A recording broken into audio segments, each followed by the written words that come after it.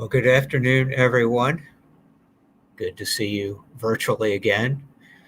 Welcome to our final, yes, that's right, our final at-home edition of our banner lecture series. We're so pleased to be able to open to the public again July 1st. So we hope that you'll come by and see us, and we will start doing banner lectures again live in the museum.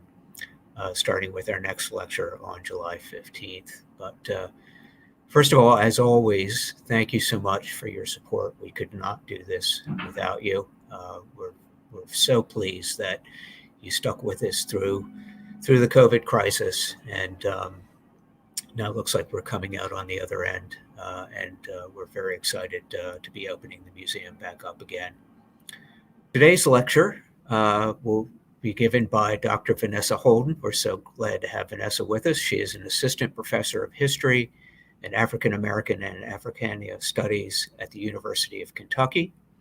In addition to writing for academic publications, Dr. Holden has authored content for Process, a blog for American history, and Black Perspectives in the Junto, a group blog on early American history. She co-organizes the Queering Slavery Working Group, and recently received the University of Kentucky College of Arts and Sciences Promotion of Diversity and Inclusion Award. Today, Dr. Holden will speak on her forthcoming book, which is coming out on July 13th, Surviving Southampton African American Women and Resistance in Nat Turner's Community. She will discuss her research process, which I hope will include some mention of her Mellon Fellowship here at the VMHC. The types of materials that reveal Black women's history of Southampton County, Virginia, and how women contributed to America's most famous slave rebellion, often called Nat Turner's Rebellion. Please welcome Dr. Vanessa Holden. Hi, everyone. Thanks so much for having me here today. I'm really excited to kick off book events in Virginia, even if virtually. And I just want to say thank you so much for organizing this and for having me here today. A special shout out to everyone in your reading room who helped me back in 2009 when I was doing work on what became Surviving Southampton. I'd like to begin by acknowledging that I'm presenting on Shawnee ancestral lands. Today, I'll be speaking about Chernihinkah or Nottoway lands and what the English named Virginia. The Chernihinkah, Nottoway, though included only briefly in the book, were and are present in Southampton County today. And I'm happy to speak about them to the best of my knowledge during question and answer. They, along with Vanessa M, were the first to make geographies of resistance, where the English only saw incursion, surveillance, and control. Grandma ran out and struck Nat in the mouth, knocking the blood out, and asked him, "Why did you take my son away?" In the summer of 1937, when Susie R.C. Bird interviewed Alan Crawford for the Works Progress Administration, or the WPA's project to interview people who were once enslaved, at the time people called ex-slaves, she made sure to ask him about slave rebellion and resistance. After all, he was from the county that produced America's most famous slave rebellion. He talked about being from Nat Turner's neighborhood. "I was bred and born and reared within 3 miles of Nat Turner's insurrection, Travis Place," he said. Of course, he was too young to have been alive during the Southampton Rebellion, and as with other WPA interviewees, he remembered his enslaved childhood, the stories that adults passed on to him, and his own family's memory of Nat Turner. And that memory was what Crawford described, that really centered his grandmother. A memory that was full of grief and full of loss and anger, so burning hot that the family story became that she had struck Nat Turner so hard, blood ran down his face. Crawford's version of other rebellion events is not full of brave male slave rebels, and read against other extant sources, he's not particularly accurate when it comes to what happened along the rebellion route. His story, relayed through layers of memory, is primarily a story of enslaved women.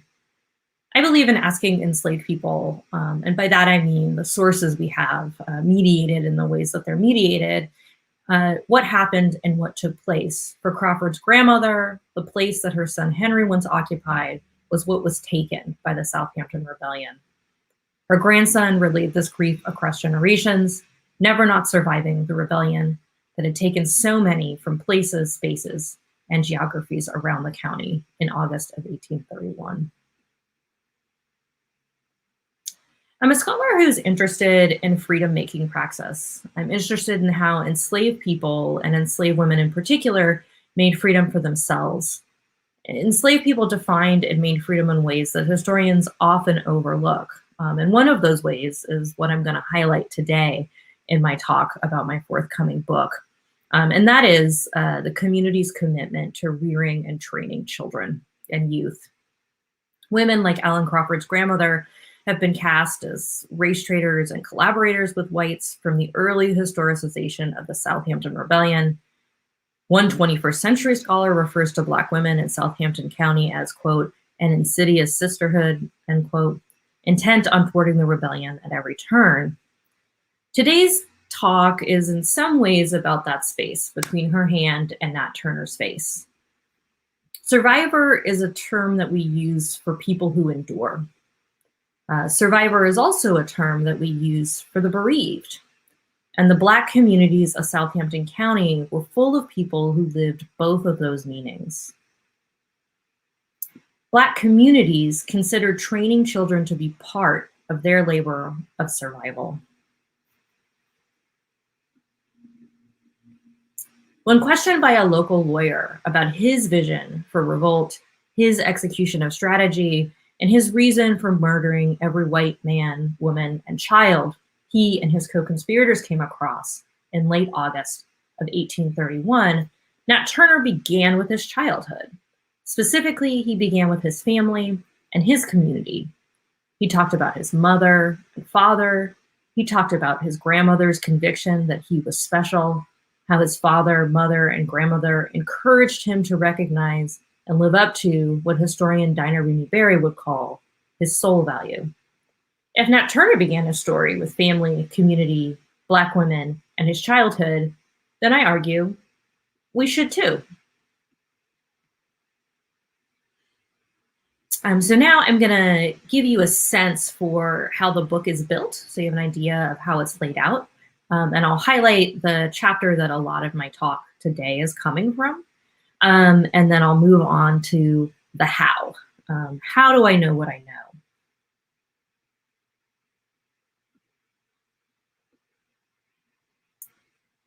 I began my research by asking simply, where are Black women?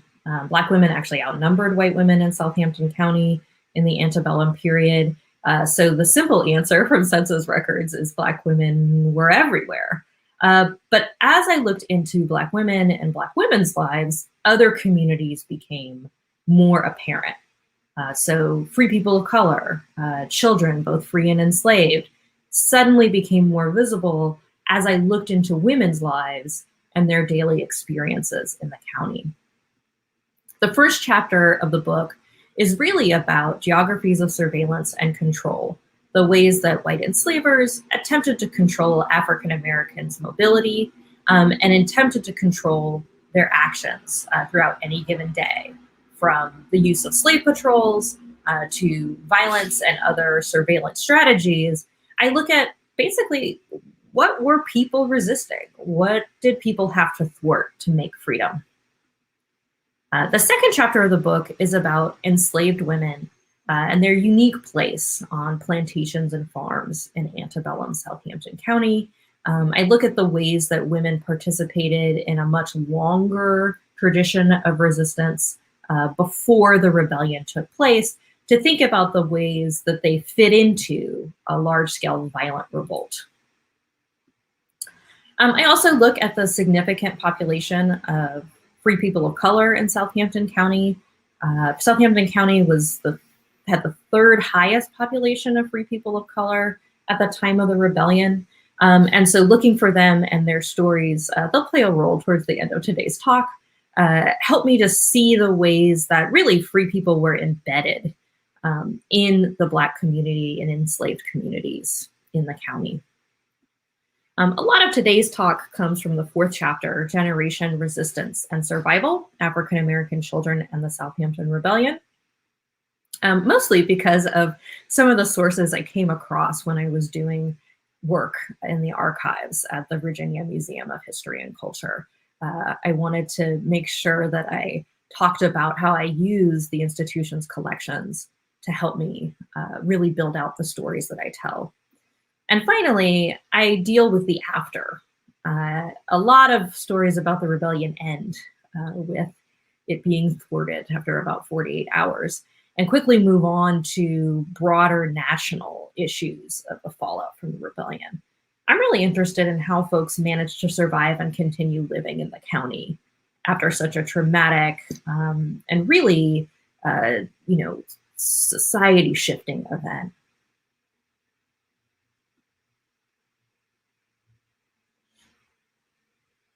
So today's big question that I'm going to talk about is my question: resistance, generation, resistance, and survival.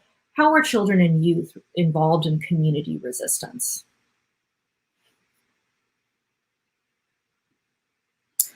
Before we get into the story of one youth who ends up being pivotal and important to the story of the rebellion, I want to make sure that we're situated in time and place. I know that there are probably many Virginians joining us today, and you're familiar with the geography of Virginia. But just to make sure that we all understand where exactly Southampton County is and some of the major geographic features of the county that come into play in the rebellion route, I'm going to walk us quickly through some basic geography. So this is a map of antebellum Virginia, and Southampton County is right along the border with North Carolina. It's a very swampy part of the Commonwealth, and it's not right next to, but it has close enough proximity to the Dismal Swamp. We zoom in a little bit to give you a sense of how the county is built out. There's the county. A major geographic feature that becomes very important to the rebellion and how the rebellion is ultimately thwarted by local militia is the Nottoway River, so named for the area's First Nations. It actually bisects the county, and most of the rebellion took place on the southern side of the river. Jerusalem, the county seat, now Cortland, Virginia, is right on the other side of the river. And Cypress Bridge is the place where enslaved rebels attempted to cross so that they could invade Jerusalem. So it's a key point in actually putting the rebellion down. If we zoom in a little closer on the area where most of the rebellion took place, here's our quick landmark of the Nottoway River to give you a sense of where I'm talking about. And today's action is actually going to take place very, very close to where the rebellion began, which was at Cabin Pond, right near the Joseph Travis place. And just for a little geographic anchoring, here's the Peter Edwards place where Alan Crawford's grandmother was enslaved. For quick reference a little bit later, that Cypress Bridge and Nat Turner actually hid out in a cave very close to Cabin Pond and also very close to the Joseph Travis place where he was once enslaved.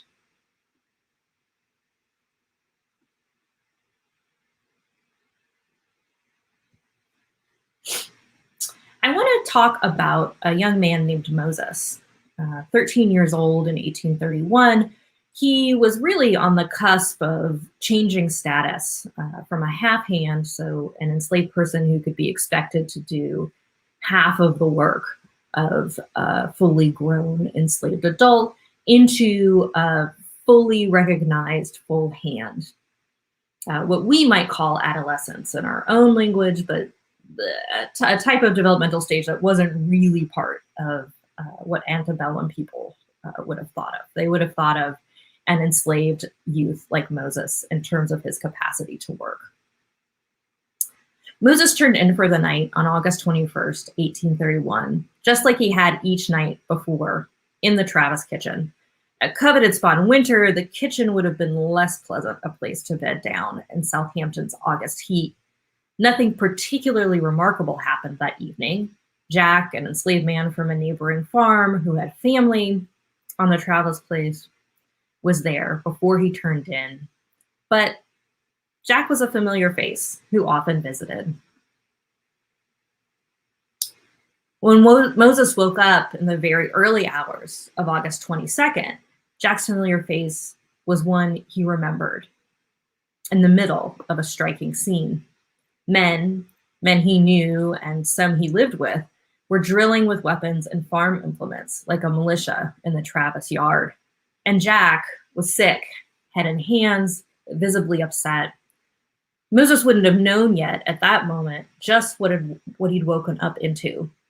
But in short order, in the coming 48 hours or so, word would spread about the trouble in Southampton. Trouble that began where Moses was enslaved, along with a man who was soon to become America's most famous slave rebel, Nat Turner.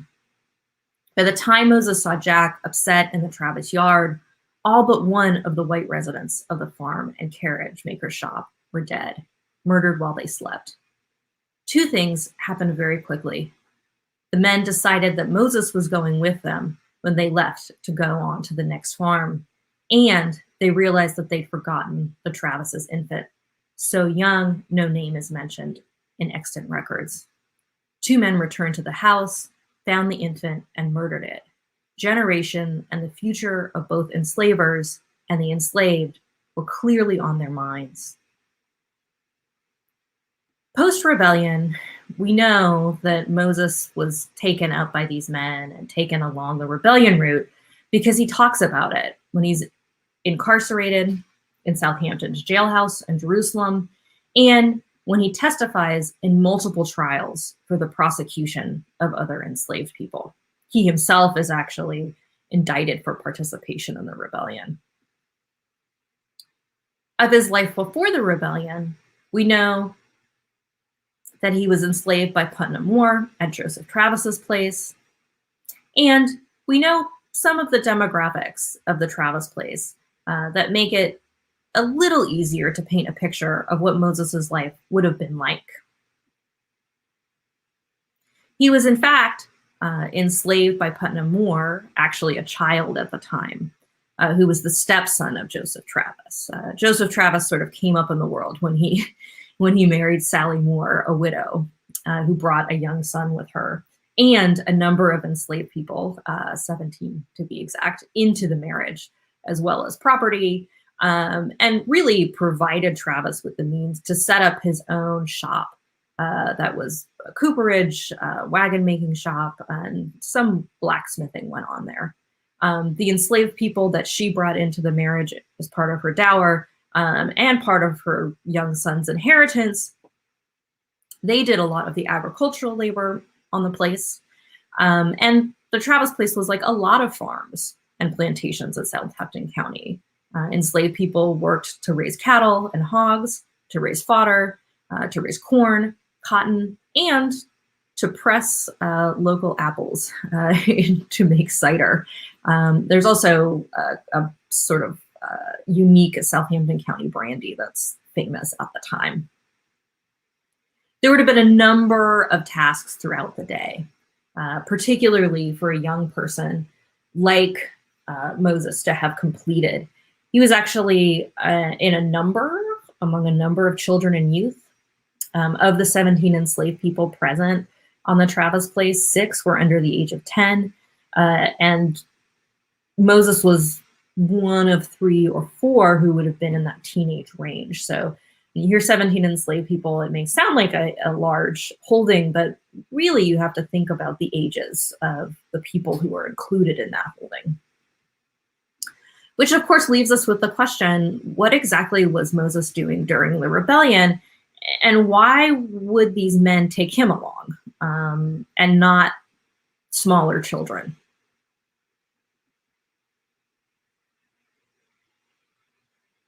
The answer lies in the dynamics of labor and the sort of expectation that enslaved adults wouldn't simply watch enslaved children or mind them, but would actually teach them to do tasks that needed to be completed throughout the day. In the antebellum period, most children did chores and were expected to do some form of work during the day. Only the very wealthy could afford to have their children tutored beyond the basics of literacy and basic arithmetic. So most children were expected to do some work and learn how to do some tasks, often shadowing adults throughout the day. And this was particularly true for enslaved children. Children who would come to realize that their capacity to labor would often really mark their ability to survive enslavement. Most children began helping with simple tasks as young as 4 or 5, and sometimes even younger. That's why I really like this image, even though it's from after emancipation, of an older enslaved woman surrounded by younger enslaved people, helping with one of many tasks needed to process tobacco leaves. You see the very young toddler sitting down and maybe sort of fumbling a little bit, and you see children who are a little bit older learning to do this really basic task. And this is how work got done. This is how work happened, particularly on a place like the Travises, where you had a number of enslaved people under the age of 10. They were not left idle all day. They had to participate in the work life of a working farm. Enslaved children had to learn to survive white violence at an early age. A lot of WPA narrators actually talk about their enslaved childhoods, and they talk about the ways that enslaved adults help them survive particularly brutal labor regimes, from giving them some of their cotton harvest so that they could make weight and escape brutal beatings, to teaching them how to hide rocks in a cotton sack, to showing them how to make themselves less conspicuous throughout the workday. Enslaved adults really not only had to teach children how to work, but they had to teach them how to work in the right way to avoid and thwart different systems of punishment. This was part of their everyday lives. Moses would have had plenty to do as an older child or youth. He wasn't strong enough to pull the weight of an adult, but he could tend stock and help. He'd have spent his entire 13 years learning from adults how to complete different tasks. He'd also have been used to run messages and small goods between farms in the neighborhood. He'd have had a labor-related reason to be just about anywhere in the neighborhood at any moment during the workday. And that mobility, really facilitated by his youth, would have been particularly helpful to men who say, we're going to travel the county, involved in a slave rebellion. His age probably made them think twice about leaving him behind. He was certainly old enough to warn people. And in some ways, he was old enough to be trained in the ways of rebellion. We learned from his testimonies in a number of court cases exactly what he was up to over the course of the rebellion. He actually witnessed firsthand quite a few of the rebellion's events. And he was with the rebels from the very first sight of the rebellion. Local justices really wanted to make sure that power was in the right sort of white leaders' hands post-rebellion. So they imprisoned roughly 50 enslaved and free Black people in hopes of giving them hearings and trying the enslaved people for potentially being involved in the rebellion. It's important to note that these trials that Moses would not have had a choice about testifying in, were less about finding out what exactly had happened during the rebellion and more about making sure that the owners, that the enslavers of particular enslaved people, were compensated for a loss of property. If the militia simply murdered anyone that they thought could possibly be involved, enslavers would not have received compensation from the Commonwealth of Virginia. So it was really important for enslavers to make sure that they had an official court valuation of any enslaved property that might have been involved. If the state or the Commonwealth were to execute their enslaved property, then the Commonwealth owed those enslavers compensation. So these trials really are about not just restoring order, but restoring the right sort of order.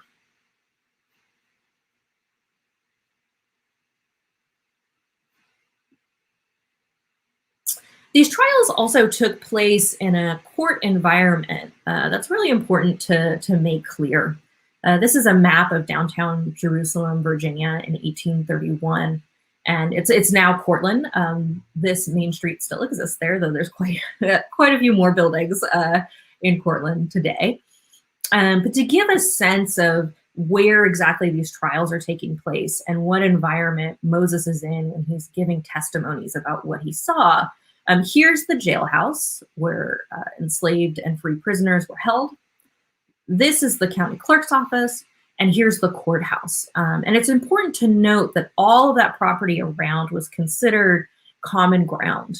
So even if spectators and community members weren't physically inside of the courthouse, all of that ground was also seen as a place of debate, a place where whatever was happening in the court, a space where that court was really accountable to those citizens outside. So that walk from the jailhouse into the courthouse for a trial, or in the jailhouse being interviewed, you would have been surrounded by a whole community really invested in making sure that this rebellion was over. The hanging tree was also fully visible from all of these spaces. So really, as people are being executed towards the height of the trials, those executions are happening. They can be seen from the jailhouse, from the courthouse. So all of this is really quite compact and close. It's a fairly charged environment. In all, there were 18 executions. 12 individuals were recommended to have their sentences commuted to transport out of the state. 2 individuals were killed before capture, and 7 were killed upon capture. Around 8 participants in the rebellion are presumed killed. While Moses witnessed and gave testimony for the prosecution, one theme across all of his testimonies was the doubt he cast on defendants' willingness to participate. When he testified about knowing that Jack was particularly upset in the front yard, when he talked about 3 other youth, Nathan, Tom, and Davy, who were also scooped up by rebels and taken along on the rebellion route.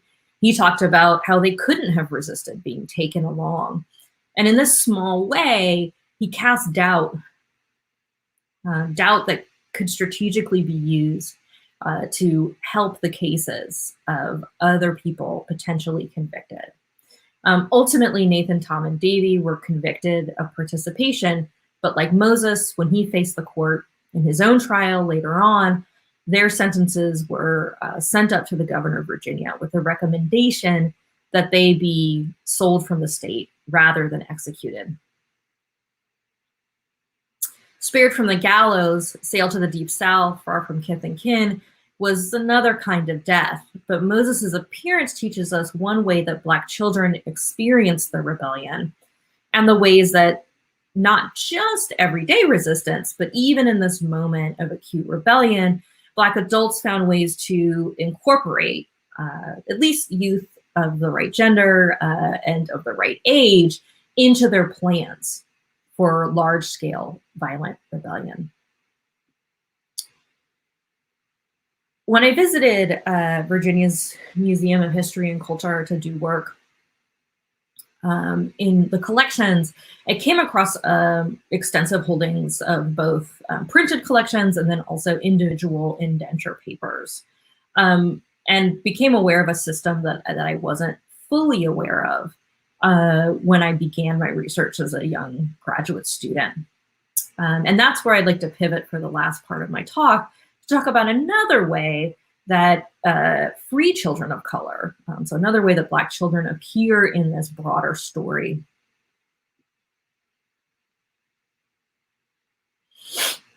When you look at some of the more popular printed sources about the rebellion, You look at the records of those trials that I talked about, and they're very rich. They're rich to read for us to figure out some of what went on, what really happened along the rebellion route. Even though they're mediated in the ways that they are, they're still incredibly useful.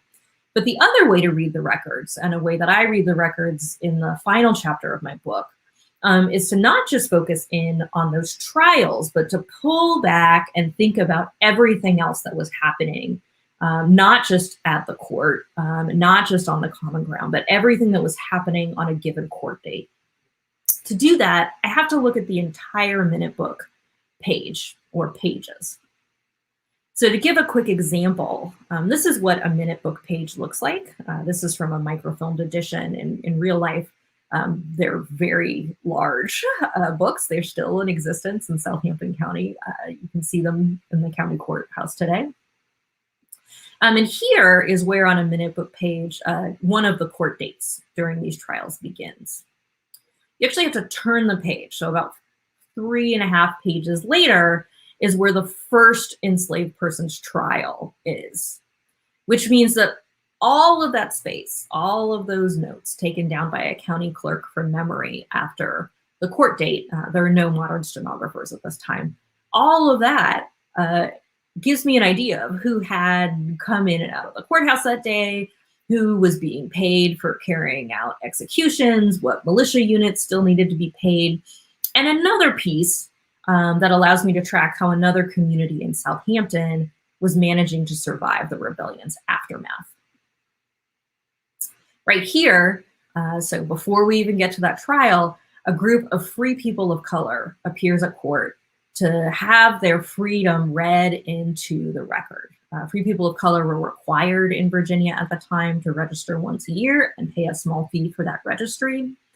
There is a call by local authorities to have free people register and confirm their free status and their residency status in the county.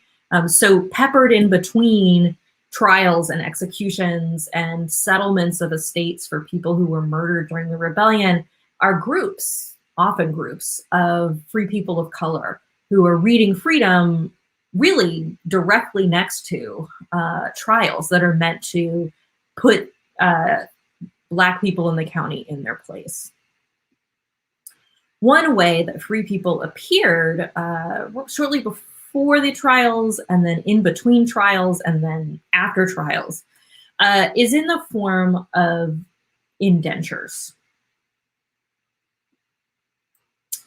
At the time, the system of indenture or binding out children was a system used by local ministers of the poor, both for white and Black children, to find ways for them to be provided for when their parents couldn't take care of them. On one hand, it looks like a sort of social welfare system to take care of indigent children or the orphaned who didn't have family who could take them. But it's also a fairly exploitative labor system. Children were bound out until 18 if they were girls, or 21 if they were boys. For white children, they were provided with very basic education, literacy, and basic sums. But for Black children, they were denied that basic education. And there are some prime working years that a master who held one of these contracts would get from children. Sometimes they did learn a trade if they were boys, but overwhelmingly the indentures that exist in the county for Black children were for agricultural labor or domestic labor. So again, keeping Black children in a particular labor niche. But in the midst of these trials, a few parents show up to bind out their children. And they actually have their indenture papers as well as their place in those minute books. So boy Whitfield, so in September, really as the trials begin to pick up, his mother, Catherine Whitfield, appears in court to bind him out to William Cutler. Later on, as the trials are winding down, the Byrds arrive in court to bind out all of their children, Diddy, Nancy, Henry, Anne, Jane, and Jane Byrd, between 11 and 5 years old, to Benjamin Whitfield. Which begs the question, what is going on here? Why would these free parents do this in the midst of so much turmoil? And one reason that they might do this comes to light when you look at who exactly these white men were, who they were indenturing children to. Neither man, neither William Cutler or Benjamin Whitfield, owned enslaved people at the time. And in fact, their land holdings were populated by free people of color. Benjamin Whitfield was a descendant of someone who had actually set free a large holding of enslaved people. And they're not just any caretakers. These are places where these men's farms were places where their children would live among other free people of color. And having these specific labor contracts would have kept them in Southampton County. At the time, there were rumblings of expelling free Black people from Virginia. The Colonization Society would actually succeed over the next couple of years in sending a number of free Black Southamptonites to Liberia. There's sort of always this threat of expulsion. So by indenturing these children, they're managing to keep their children close, using an exploitative system to a very, very slight advantage to make sure that their kids could stay near them in the county. Most free adults didn't live on their own land. They also had year-to-year labor contracts on local farms and plantations, and their material condition was very close to that of enslaved people. So if they had labor contracts tying them to the county and they wanted to make sure that their children definitely would stay in the county, this was one way to accomplish that.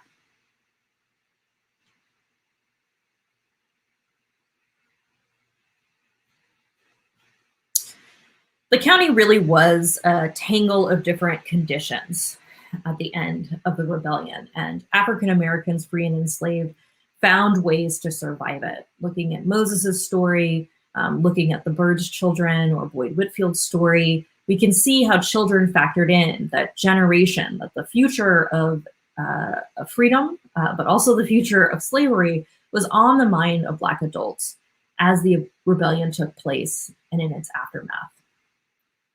In closing, I always like to remind folks that I'm speaking to about the rebellion that the Southampton County is still a place, that it's not suspended in 1831, and that the term survivor, at least when we're talking about the bereaved, there's no expiration date for that term.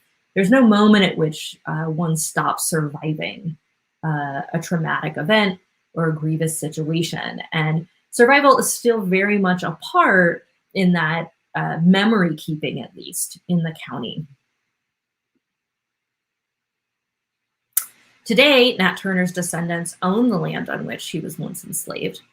Now, the edge of a field along a gravel road that leads to Cabin Pond, one of his descendants now displays this sign. And I like this because it speaks to the way that his own descendants, right? So when we're thinking about children and we're thinking about generations moving forward, that this is how some of his own descendants remember him. Nathaniel Nat Turner, illiterate minister, slave, and leader of the Southampton slave insurrection of August 21st, 1831, hid in caves near the site until his capture on October 30th, 1831. The sign has been damaged and vandalized. The county recently replaced it, at least it had when I was in the county in 2019. But I do think that it's really important to note the ways that local people are at the forefront of remembering this rebellion, and many of them are actually descendants of either families that were very affected by the murders of the rebellion or the part of the enslaved community that survived. Another important thing to think about is a huge, huge change in Southampton County.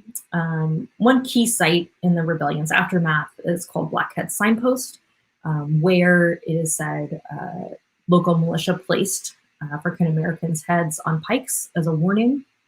And there was a road named after Blackhead Signpost in the county until this February, when the local community, after years of hard work, actually changed the road sign's name to Signpost Road. So still gesturing to the road's history without evoking the really painful, immediate, violent, racist memory of where that signpost got its name in the street sign.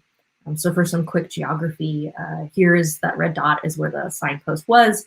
And this road that was actually present in the county at the time of the rebellion was named Blackhead Signpost, so it's now Signpost Road. Enslaved and free Black people were incredibly savvy, both during and after the rebellion. After Nat Turner's capture in October and his execution in mid-November, while white Southamptonites tried to return to normal, declaring that the rebellion was over, the Southampton Rebellion really did linger on in memory. White Southamptonites remained on high alert, and African Americans continued to adapt their resistance to new types of white vigilance in the county.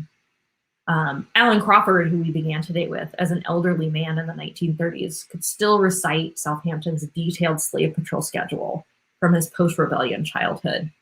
Until this past February, you could still drive down Blackhead Signpost Road. So there are ways in which we're still grappling with how exactly to survive this rebellion.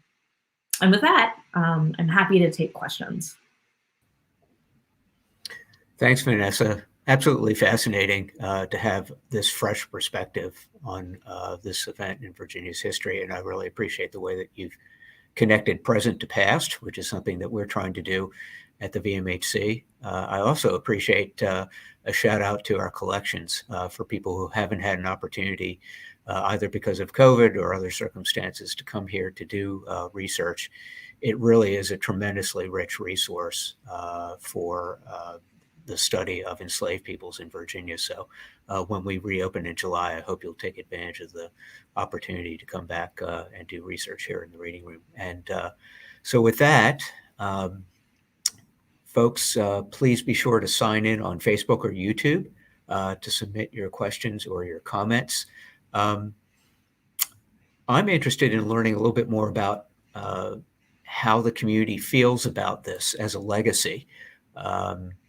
This is something that historians rarely have an opportunity to do, is to talk to descendants and get that kind of perspective to connect present to past. And you had started to talk a little bit about that at the end of your lecture, but I wonder whether you might expand on that a little bit more.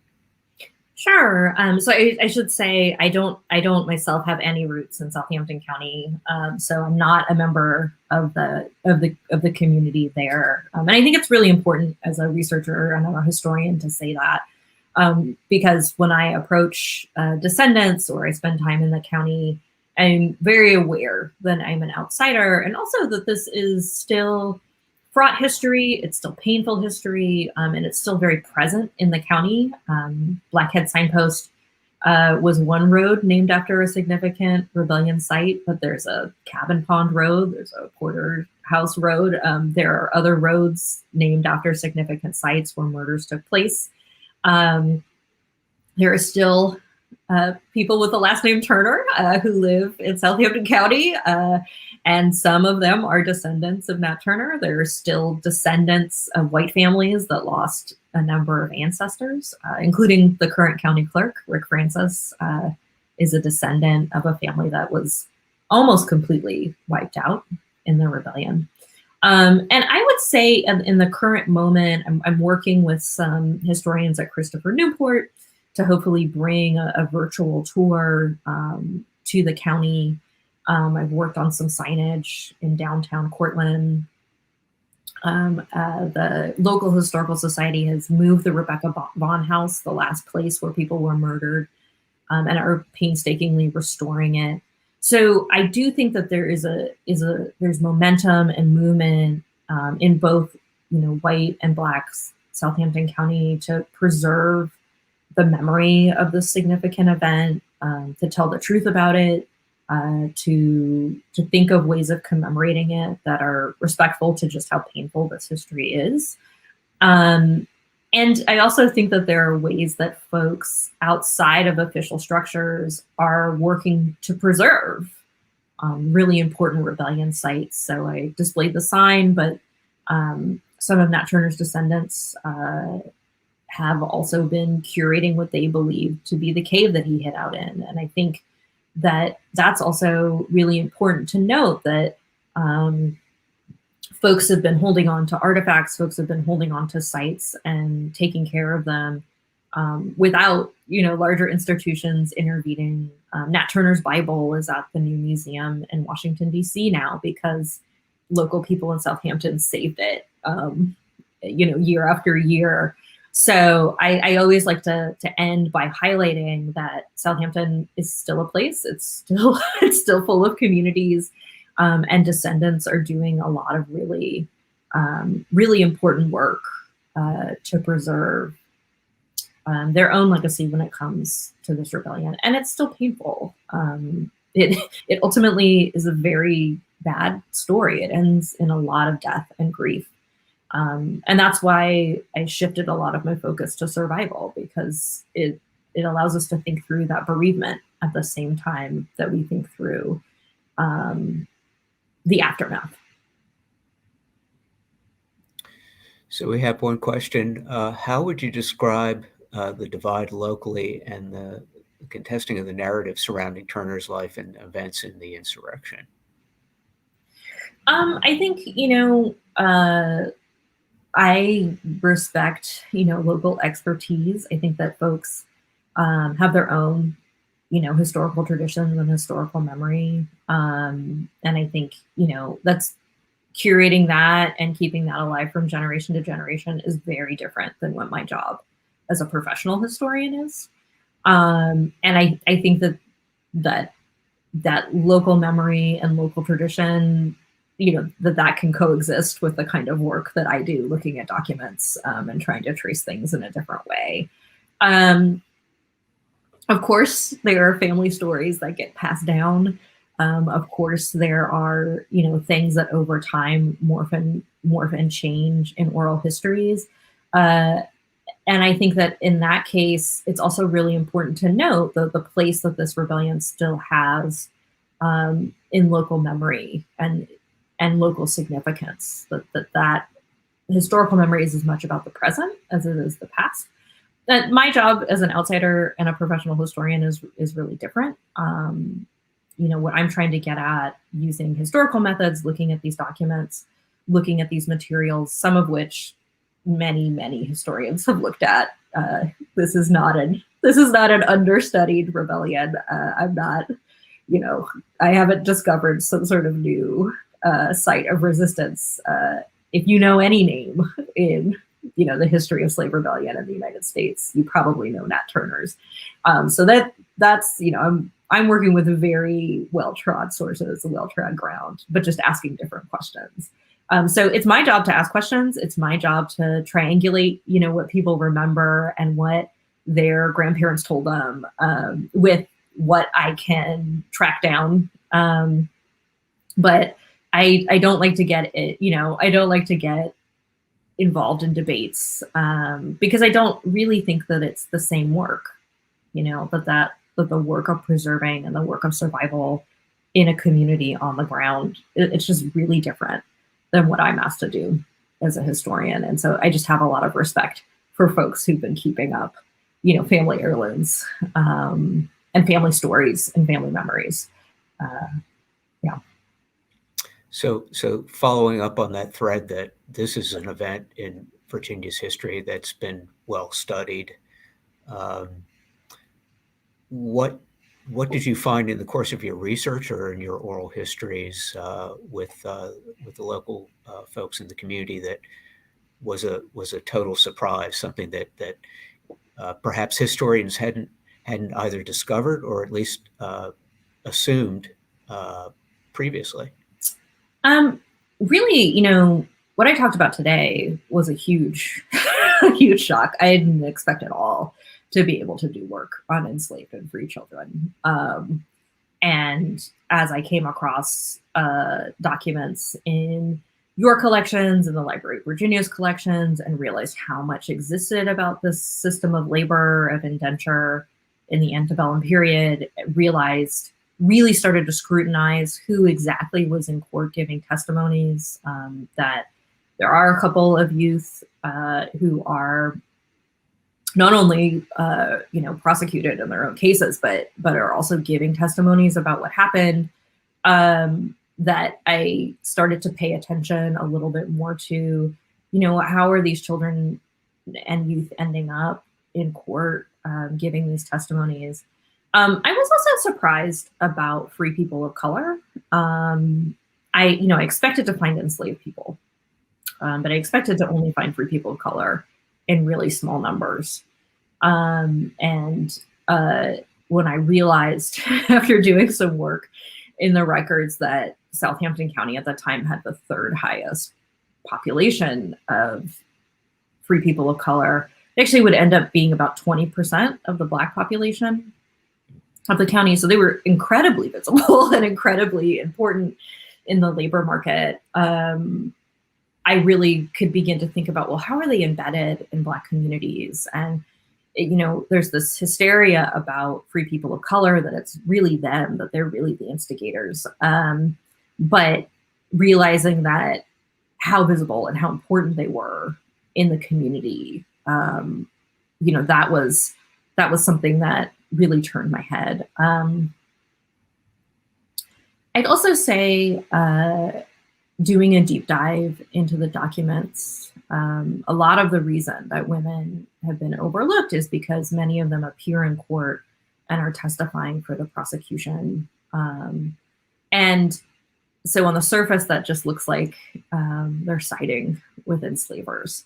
But in reality, enslaved people did not have a choice about whether or not they were going to give testimonies. And free people of color were in an incredibly violent and precarious situation. So thinking through how they actually, what they did and didn't reveal in their testimonies. So women who, they're only answering the questions that they're asked, but when you read Nat Turner's confessions, you realize that they also had almost certainly talked to him throughout the rebellion day, or that it's their place. One woman, Venus, lived on a farm that is exactly the place where Nat Turner found out that the alarm was out. And she's actually perfectly positioned to have been the person to let him know that. Things that don't come out in the court cases.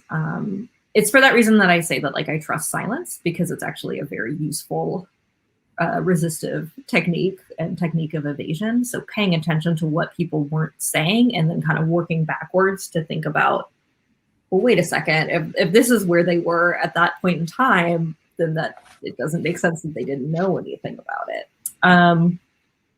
So there are, I have a bunch of stories like that in the book, where thinking about what people aren't saying, thinking about whose names are not mentioned, becomes really helpful in uncovering what happened. And sometimes those things can be maybe not shocking, but just deeply intriguing. So speaking of deeply intriguing, you showed a few primary sources in your PowerPoint slides. Was there anything that you discovered either in our collection or other collections that just really wowed you and thought was a transformative moment in your research? I'm particularly fortunate because Southampton County is not what's called in Virginia historian speak a burnt county. A number of counties in Virginia had almost all of their records destroyed during the American Civil War, and Southampton County is not one of them. The original minute books still exist. You can still see them in the courthouse there. They are, as of the late 20th century, they've been microfilmed. You can get a hold of the microfilm versions of these minute books. One thing that I was not at all expecting to find in special collections at the Library of Virginia are extensive, well, maybe saying extensive isn't the right way to say it, but finding records of local slave patrols and local slave patrol schedules, some of which are just scraps of paper that militia captains are handing in to local justices to get paid. But I never expected to be able to map out slave patrol habits pre-1831. That's the kind of documentation that can be kind of ephemeral. And so the richness that exists in documents related to this rebellion. In some ways, it hasn't even been fully tapped yet. Even after it hasn't been fully tapped yet. The ways you can reconstruct this community, and yeah, so I'd say maybe the thing I absolutely never would have imagined being able to find were those slave patrol records. So do you think that there's fodder here for future research and a publication, or what are your plans next, having just published this wonderful book? So I'm at the University of Kentucky, and I'm about to step into the directorship of the Central Kentucky Slavery Initiative project to both tell the Black history of the University of Kentucky from its early days in the 19th century as a couple different institutions to present, but also to really delve into the history of slavery in Central Kentucky. There hasn't been a synthetic work about Kentucky slavery since the 1930s. The book is actually titled like Old Slavery Times in Kentucky, so that gives you an idea of its point of view. So the next big project is to figure out how to really talk about slavery in the Bluegrass region, and think through a really representative work. But of course, part of that history, for part of that history, and not an insignificant part, Kentucky was Virginia. So I will, in fact, be back in Virginia to do work on that part of the history. So I never quite get away from Virginia, and I'm fine with that. I'll never quite, there's a lot about this region that I currently live in that reminds me of my time in the Blue Ridge in college. The mountains are in a different direction, but I'll never quite leave Virginia behind. Well, we look forward to welcoming you again when you come to do research at the VMHC. Dr. Vanessa Holden, thank you so much for a fascinating discussion today. And when the book does come out, you should be able to purchase copies through the VMHC Museum store at shopvirginiahistory.org. So again, Vanessa, thank you so much. And folks, we welcome you back next month when we reopen on July 1st. Hope to see you then. Hope to see you at our next banner lecture on July 15th as well. So thank you all again for your support, and have a great afternoon. Bye-bye.